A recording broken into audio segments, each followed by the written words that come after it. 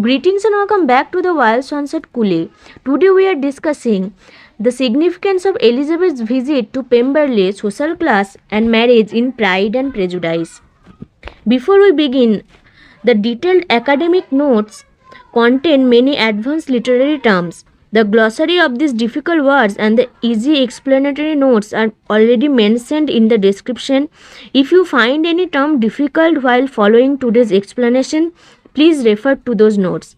Now let's begin. Pemberley as the topographical manifestation of Darcy's soul. The first part of the answers discusses Pemberley. In literature, a house is often more than just a building.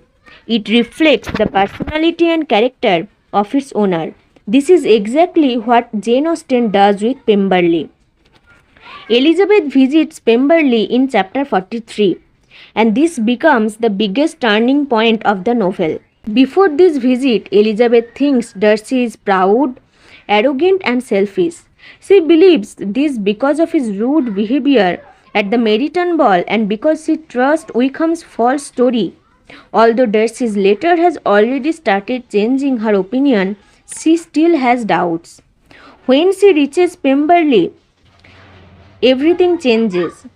Austen describes the estate as beautiful place, natural and elegant. It is grand but never showy. The trees are left natural, the stream flows freely and nothing looks artificial.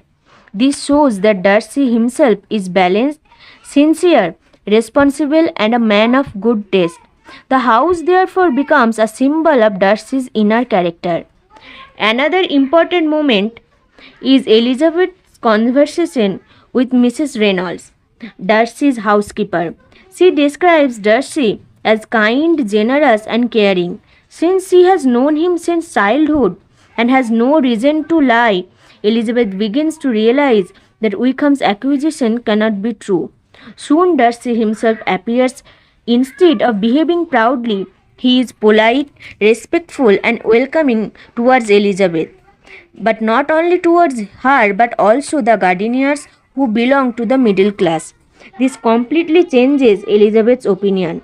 Therefore, Pemberley represents Darcy's true personality. Austen teaches us that first impressions are often misleading and that people should be judged by their actions rather than by rumors or appearances. The second theme is social class. Character is more important than birth. Regency England had a strict class social system. People are judged according to wealth, family background, inheritance and social status. Marriage was also greatly influenced by class. Darcy belongs to the wealthy landed aristocracy while Elizabeth belongs to the lower gentry. During his first proposal, Darcy admits that he struggled against loving Elizabeth because of the inferiority of your connections, quote unquote. This shows that even Darcy is influenced by class prejudice. However, Elizabeth refuses to accept this attitude. She rejects his proposal because she believes self-respect is much more important than money or social rank. Austen also compares different characters to expose the weakness of the class system. Lady Catherine has noble birth but lacks kindness and humility. Mr. Collins respects titles more than people. Wickham is charming but morally dishonest. On the other hand, gardeners belong to the middle class, yet they are intelligent, cultured, polite and respectable. Darcy himself becomes a better person only after learning humility. The best example comes in chapter 56, when Lady Catherine demands that Elizabeth promise never to marry Darcy.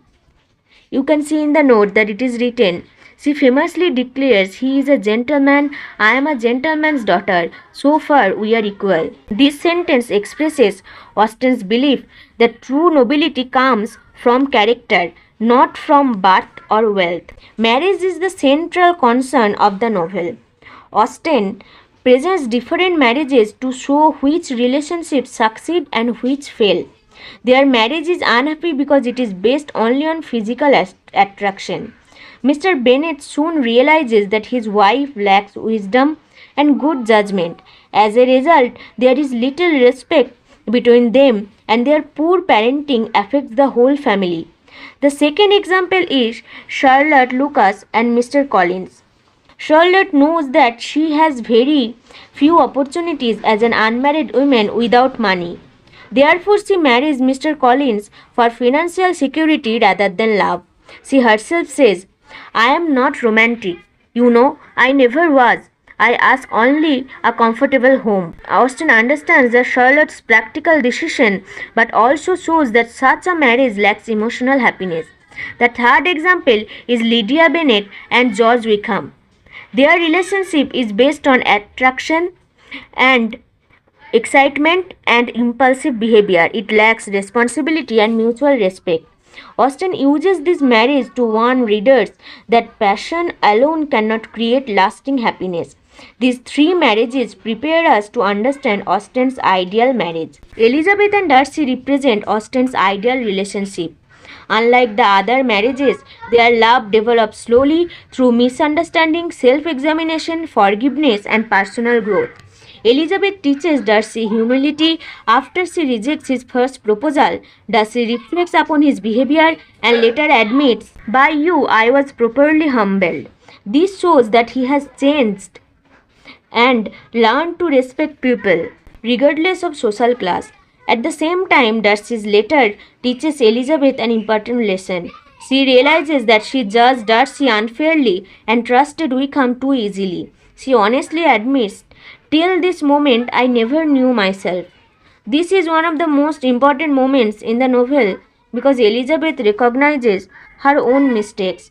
Since both Elizabeth and Darcy improve themselves before marriage, their relationship is based on love, equality, trust, respect, and mutual understanding.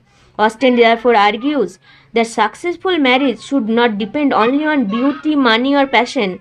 Instead, it should be built on shared values, respect, honesty, and continuous personal growth. Conclusion. Finally, all three themes are connected. Elizabeth's visit to Pemberley changes her understanding of Darcy because she finally sees his character.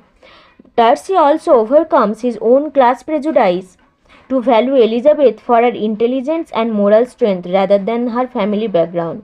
Through the novel, Austen criticizes a society that values birth and wealth more than character. She argues that true happiness comes from honesty, humility, responsibility, and mutual respect. Even today, the novel remains relevant because many people still struggle with pride, prejudice, social inequality, and the search for meaningful relationships. Many literary critics have praised Austen's work. Ironworth says that Austen transformed the English novel by focusing on ordinary people and realistic domestic life. Marilyn Butler believes Austen is a moral novelist who values reason, responsibility, and social order. Modern feminist critics admire Elizabeth Bennet as one of literature's earliest independent heroines because she refuses to marry simply for money and insists on dignity, equality, and freedom of choice. For these reasons, Pride and Prejudice is not only a timeless love story but also a great social and psychological novel that continues to inspire readers and scholars around the world. If you have liked this video, please make sure to like, subscribe, and share with your friends.